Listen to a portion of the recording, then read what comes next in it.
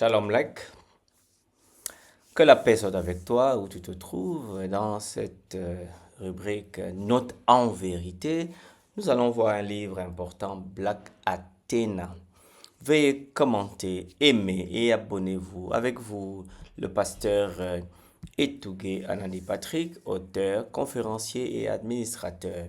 Nous avons dans cette œuvre magnifique Black Athena. Que le Seigneur vous bénisse. Alors, Black Athena, de quoi parle-t-on? Black Athena, the Afro-Asiatic Roots of Classical Civilization. En français, traduit Black Athena, l'invention de la Grèce antique, de Martin Bernal, qui est une œuvre très controversée en 3 volumes qui remet pratiquement en question les résumés traditionnels sur les origines de la civilisation. Alors, les points de vue de Martin Bernal ont incité à revisiter l'histoire parce qu'il a produit une des études les plus provocantes et les plus controversées qui ont pu ébranler l'étude de l'histoire ancienne au cours des dernières années. Alors, ces 3 volumes ont suscité des centaines de critiques et de nombreux symposiums au cours desquels Bernal a tenté de répondre à ces nombreux détracteurs. Alors, un autre volume a été d'essais critiques par Marie Lefkowitz et Guy Marlin Rogers. Black Athena Revisited en 1996 a été même produit pour ce livre. Alors, Bernal, qui est-il? Martin Bernal est un spécialiste des affaires politiques chinoises et enseignant à l'université de Cornell qui a connu une crise de la quarantaine en 1975. Alors, il raconte à ce moment, sous l'impulsion de son ami David Owen, j'ai été fortement influencé par les travaux de ces travaux, comme il raconte, de Cyrus Gordon et de Michael Astor sur les contacts généraux entre les civilisations sémitiques et grecques. Alors, à partir de là, il s'est plongé dans un très large éventail d'études, y compris les langues anciennes. Petit fils du plus célèbre spécialiste britannique de la grammaire égyptienne, Alan Gardiner, Bernal s'intéressait depuis longtemps à l'égyptien. Fils d'un célèbre historien des sciences marxistes aussi, John Desmond Bernal, Martin était également un critique libéral de l'establishment. Il explicite les motifs de son projet. Il dit, je cite, l'objectif politique de Black Athena est, bien sûr, de réduire l'arrogance culturelle européenne. Alors, malgré quelques critiques sur des déclarations sorties de leur contexte, de nombreux chercheurs, même parmi ces détracteurs, s'accordent à dire que la partie la plus précieuse du premier volume de Bernal est son exposition d'une partie de l'idéologie raciste, en particulier celle des chercheurs spécialistes allemands et britanniques du 19e siècle, dans la fabrication de ce qu'il appelle le modèle arien de l'histoire ancienne. Alors, selon Bernal, ce modèle a créé l'image d'une race pure nordique à l'origine de la civilisation grecque, non contaminée par des cultures extérieures. Alors le modèle arien large établi dans les années 1840, si vous vous rappelez, nie en fait l'influence égyptienne, le modèle arien extrême qui s'est développé dans les années 1920-1930, ni même les influences même phéniciennes. Alors voilà donc le contexte tel qu'il est moulé. Alors ce fils du célèbre historien marxiste donc, a donc voulu démontrer le contraire. Bernal donc soutient que la culture grecque antique n'a pas seulement émergé en Europe, mais qu'elle a été profondément influencée par les civilisations égyptiennes et phéniciennes situées en Afrique et en Asie. Le livre donc, Black Athena, s'attaque à l'idée selon laquelle la Grèce classique serait le berceau de la civilisation occidentale, sans contribution aucune ou majeure de l'Afrique et de l'Orient.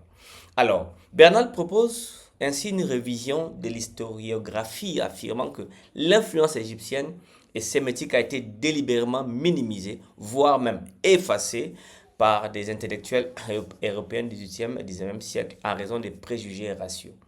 Dans les volumes donc qu'il a écrit, les 3 volumes, Bernal présente 2 modèles historiques concurrents. Le modèle ancien qui reconnaissait l'influence afro-asiatique sur la Grèce antique et le modèle arien développé plus tard par des historiens européens pour placer la civilisation grecque dans une continuité purement européenne.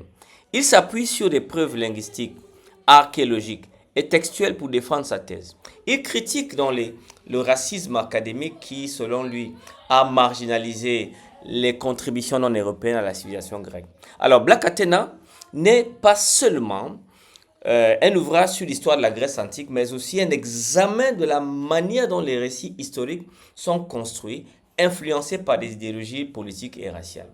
Bernal donc plaide pour une révision de l'histoire de la Grèce qui intégrerait pleinement, n'est-ce pas, l'impact des cultures africaines et orientales sur l'Europe. Black Athena, The Afroasiatic Root of Classical Civilization de Martin Bernal est une œuvre donc majeure mais controversée qui remet en question les fondements de l'historiographie occidentale sur les origines de la civilisation grecque. Dans cette série donc d'ouvrages, Martin Bernal affirme que la Grèce antique a été influencée de manière significative par les civilisations égyptiennes et proche orientales. Ces influences auraient donc été directement ignorées, minimisées par beaucoup d'historiens modernes. Alors, que disent les scientifiques sur Martin Bernal? Quelle est leur approche, quelle est leur vue critique sur ces 3 volumes? Alors, pour eux, la méthodologie comparative de Bernal est douteuse. Parce que Bernal utilise une méthode qui regarde des parallèles entre les langues grecques et des langues anciennes, comme l'égyptien et le sémitique.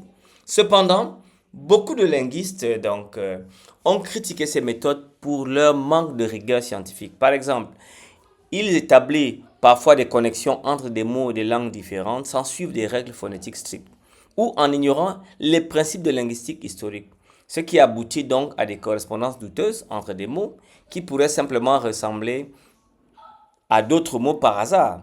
Vous avez également la réduction du contexte historique. Bernal, donc, selon les experts, tend à exagérer le rôle des influences égyptiennes et sémitiques sur la Grèce, tout en minimisant les influences internes européennes ou indigènes.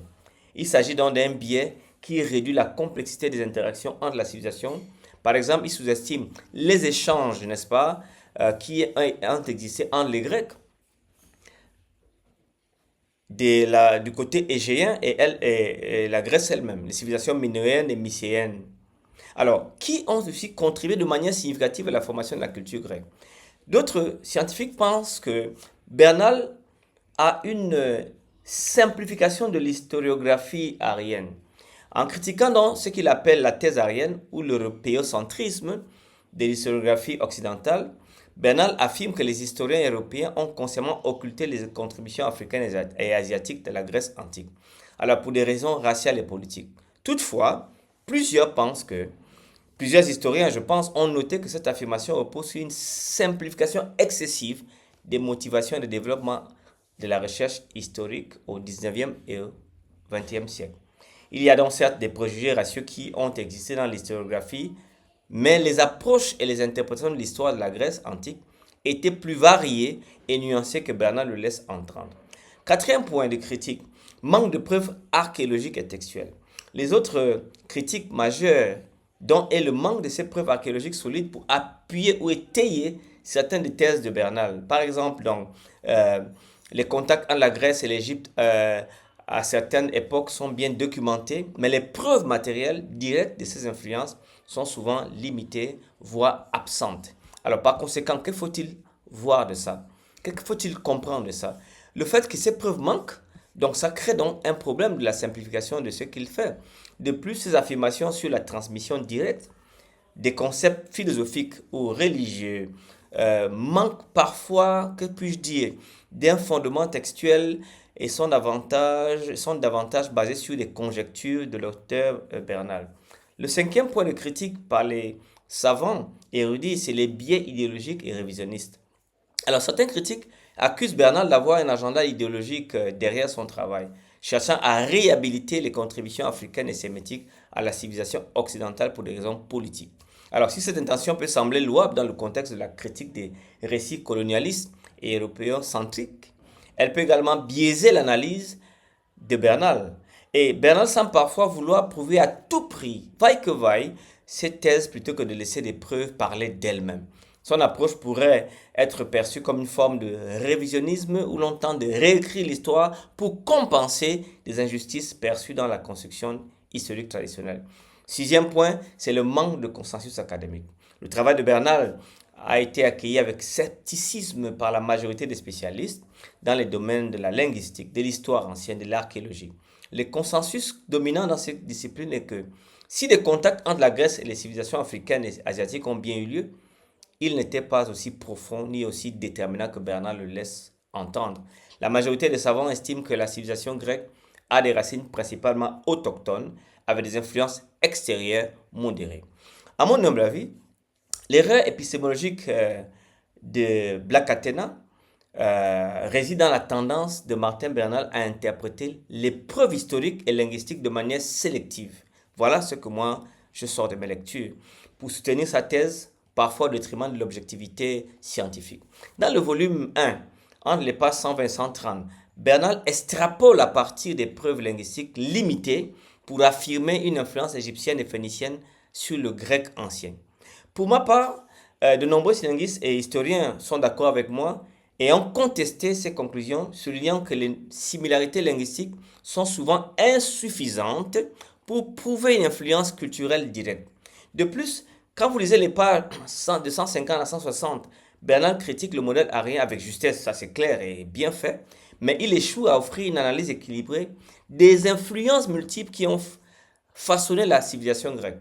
Sa thèse donc repose largement sur une opposition binaire entre l'Europe et l'Afrique et l'Asie, minimisant les influences locales en Grèce et les interactions plus complexes entre les cultures méditerranéennes. Cette simplification peut être considérée comme une forme de réductionnisme culturel qui manque de prendre en compte la diversité des contacts civilisationnels dans l'Antiquité. L'approche de Bernal, pour ma part, bien qu'innovante, présente des limites méthodologiques en raison de son interprétation biaisée des données historiques. En conclusion, qu'est-ce que nous pouvons dire? Bien que Black Athena ait suscité des discussions importantes sur le biais ratio dans l'historiographie et ouvert la voie à un réexamen des contacts interculturels dans le monde antique, ses conclusions souffrent de plusieurs écueils épistémologiques. Les principales critiques que je peux faire sur sa méthodologie linguistique et comparative son manque de preuves archéologiques et textuelles, ainsi que son biais idéologique qui est très fort et poussé. Ces faiblesses invitent donc à la prudence dans l'acceptation des thèses de Bernal et encouragent une approche plus nuancée fondée sur des preuves. Et pour finir, dans Black Athena, Right Back, Martin Bernal redéfend et reclarifie les thèses de son premier ouvrage, Black Athena, face aux nombreuses critiques scientifiques qu'il a reçues. Bernal reconnaît en effet que des problèmes méthodologiques soulevés sont fondés, notamment en matière de linguistique et d'archéologie, mais il maintient, il maintient que ces hypothèses sur les influences égyptiennes et sémitiques sur la Grèce antique sont valides. Il réitère que l'historiographie égyptienne et sémitique sur la Grèce antique sont valides et par conséquent, la racine aryenne des civilisations grecques ne sont pas vraiment viables, tout en minimisant les influences africaines ne sont pas données. Alors, son livre défend donc sa démarche révisionniste, insistant sur le besoin de réexaminer les récits historiques dominants et il reconnaît la pluralité des origines de la civilisation grecque. Et ça, c'est à son avantage. Alors, restez connectés. La semaine prochaine, nous avons un livre intéressant. C'est l'origine négro-africaine du savoir grec de Jean-Philippe Omotunde. C'est un livre passionnant. Shalom, Lac, que la paix soit avec toi. Dans notre vérité, nous nous retrouvons la semaine prochaine par la grâce de Dieu.